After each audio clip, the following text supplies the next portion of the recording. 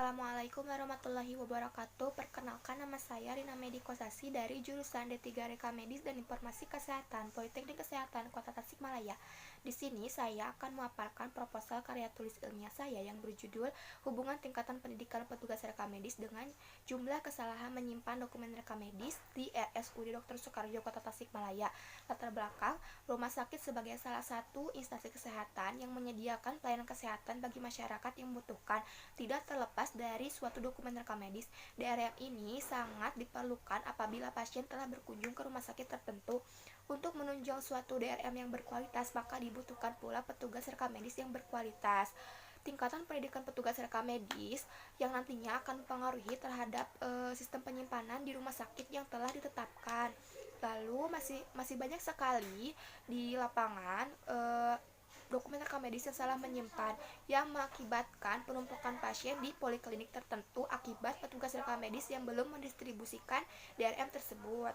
Rumusan masalah berdasarkan latar belakang yang telah diuraikan, maka permasalahan yang akan diteliti selanjutnya adalah mengenai hubungan tingkatan pendidikan petugas rekam medis dengan jumlah kesalahan penyimpanan dokumen rekam medis di RSUD Dr. Soekarjo Kota Tasikmalaya. Tujuan umumnya yaitu untuk mengetahui adakah hubungan terkait dengan tingkatan pendidikan dengan kesalahan menyimpan DRM.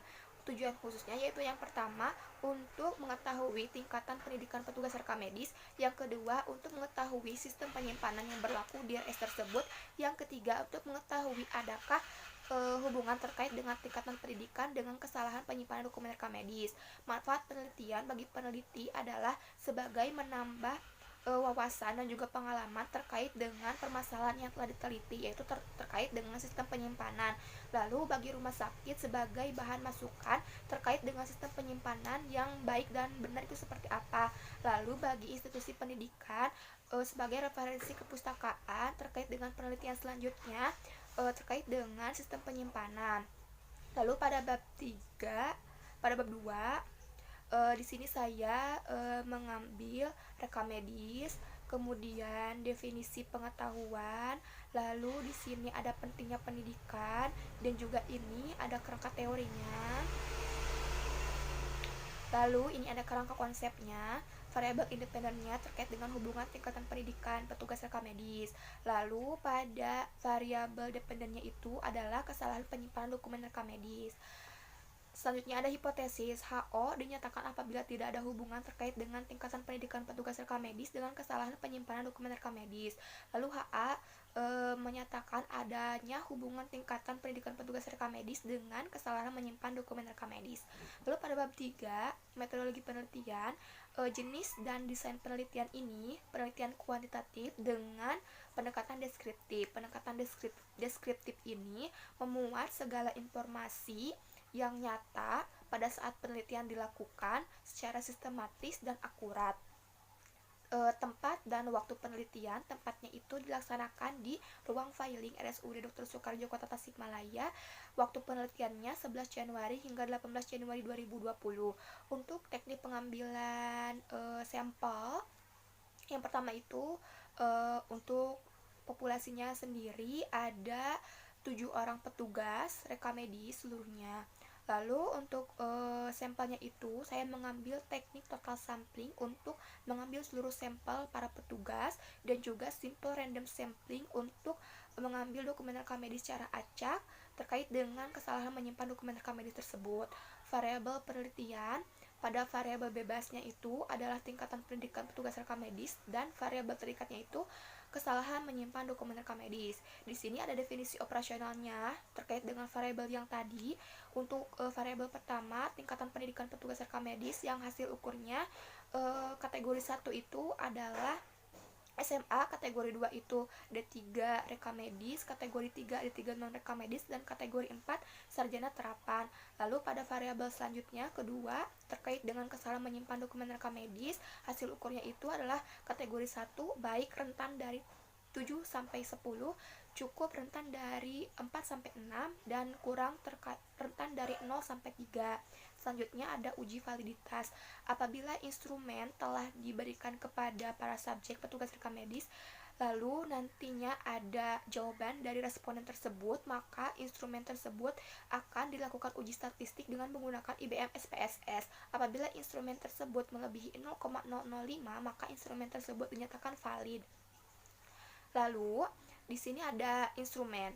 Instrumen yang diberikan kepada subjek itu terkait dengan kuesioner yang dibagikan kepada para subjek yang nantinya akan diisi sendiri oleh para subjek.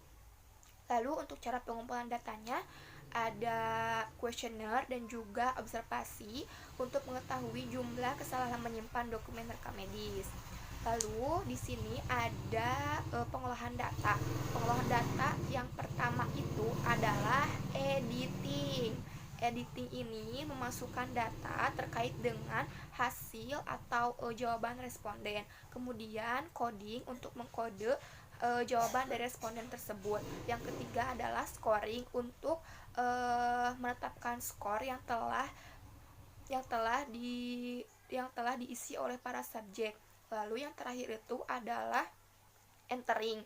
Entering ini untuk memasukkan data dari responden yang nantinya akan dilakukan uji statistik.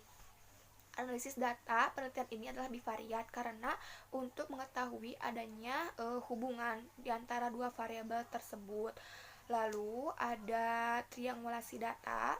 Yang pertama itu metode pengumpulan datanya, kuesioner dan juga observasi. Sumber datanya itu dari para subjek petugas rekapedi sebanyak 7 orang. Waktunya itu sekitar 20 menit untuk pengisian kuesioner.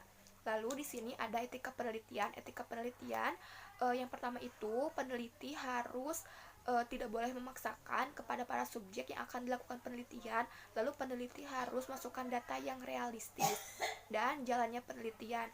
Yang pertama tahapan pelaksanaan itu adanya proposal, kemudian melakukan izin kepada pihak rumah sakit, dan juga membuat kuesioner, lalu menyiapkan instrumen kuesioner dan observasi. Lalu tahap pelaksanaannya, peneliti membagikan lembar kuesioner terhadap para petugas yang nantinya akan diisi sendiri, yang diberikan waktu sekitar 20 menit. Apabila setelah dilakukan pengisian kuesioner, nantinya akan diambil oleh peneliti dan diujikan melalui uji statistik. Lalu tahap lanjutan itu peneliti mengambil jawaban respon tersebut yang nantinya akan disajikan dalam bentuk data. Kemudian ada jadwal penelitian pada periode 2020 dimulai dari bulan Januari hingga dengan bulan April. Terima kasih. Sekian dari saya. Wassalamualaikum warahmatullahi wabarakatuh.